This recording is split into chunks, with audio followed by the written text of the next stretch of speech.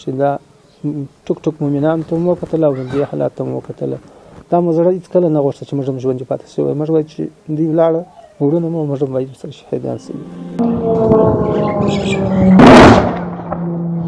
دا د ارغنداب ولسوالۍ د یو کلي کیسه ده چې په یوه شپه د یوې کورنۍ 11 غړي شهیدان شوي چې ډېره برخه یې ماشومان دي.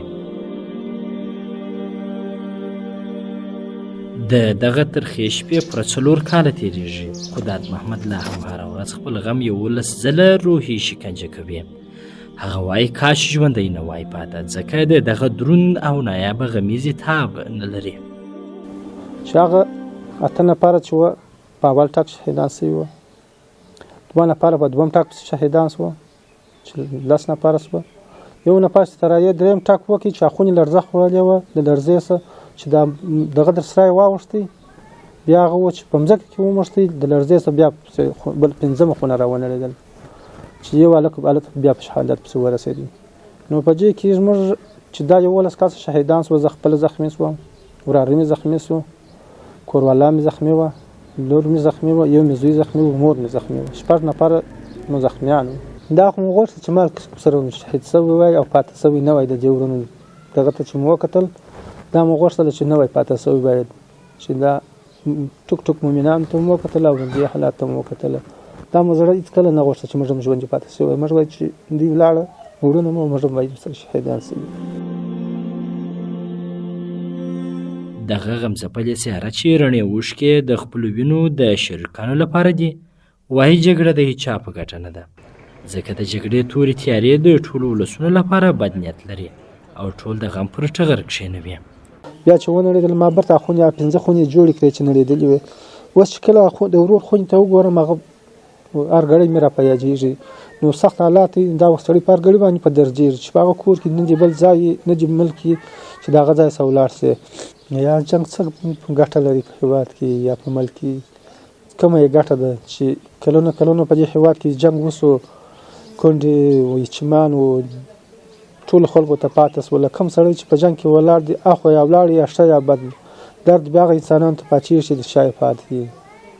باید دا سړی خپل هېواد وپېژني، د خپل هېواد سره مینه وکړي. د شهیدانو څه دغه یو هلک پاتې شوی دی، دغه کورنۍ دغه د ختم شول، دغه پاتې سردار چیرې دی؟ هغه شهید. د ناګهان اوسېدونکي هم د دغه غمجنې شپې یادونه کوي او د دغه ګړي هغه ترخه خاطره وایي چې د دوی به هېڅکله هېره نه شي. بیخي دا ته سخت چې دغه شپه داسې تېره شوله چې برابرونه نه ورته جوړېږي. بیخي تکلیفونه کوچنیان ګرد په بخار و ګرده شپه چې نه خوب ورکوي نه بده خوا کېدله. باره به دا فشار چې به دغه شو چې بله راده دغه شول نو په یو رقم سره رامول د ساره پورې مؤمنان. زه یعنې شاهدم یم د دې پیښې. نو دغه د دې کور 11 غړي په شهادت رسېدلي وه. نو ډېر خلک نور هم راغلي دي علاقې ته، ډېر ستره غمیزه وه. نو دې خلکو سره ډېر سخت ظلم وسو. د همدې ولسوالۍ امنیتي مسؤلین وایي د تېر په پرتله امن یې راوستلی او خلک د پوره او ډاډمنې فضا په درلودلو سره خوښ دي او خپلې ورځنۍ چارې مخ ته وړي. هغه وایي هېڅکله هغه چاته اجازه نه ورکوي چې په هېواد کې ورانۍ جوړ کړي. موږ د دوی ساتنه بالکل د ځان وجیبه بللې ده او موږ ګزمي او پیري او هر څه الحمدلله برابر دي. مجاهدین مو په خپلو وظیفو په خپلو ګزمو پیرو باندې اخته دي، نه د شپې نه د ورځې هېڅ چاته مشکل نشته، چاته اجازه نه ورکوو. انشاءالله موږ 20 کاله مبارزه وکړله، ډېرې سختۍ مو تېرې کړې او که څوک بیا دا جرأت کوي انشاءالله هغه مخه به نیسو او چاته به اجازه ورنکړو چې موږ هېوادوالو ته بې امني راوړي. خلک هم خوښ دي چې یو موټی دولت لري. دوی وایي خوشحاله دي او نور وګړي دي جګړه نه کوي تر څو نورې ناخوالې رامنځته نه شي. اوس ډېر خوشحاله امن دی انشاءالله. بس خیر و خیرات ډېر د امارت څخه موږ ډېر خوشحاله یو.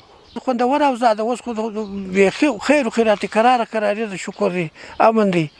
په دنیا باندې یو شی نشته. ښه ماښام بېدېږو، دروازه مو د سهاره پورې خلاصه ولاړې نو دی سړی نشته چې یا داسې وکړه یا داسې کیسه ده یا داسې معاملات. دا ځای مو هغه ته دغه ځای ګوره اوس دا خټ غټه پرزه مو ښه چې وګینې یاده دې وي دا ډول غمجنې او له درده ډکې کیسې نه یوازې د یو کور مېلمنې دي بلکې دغه بد تربور د هر افغان ور ټکولی.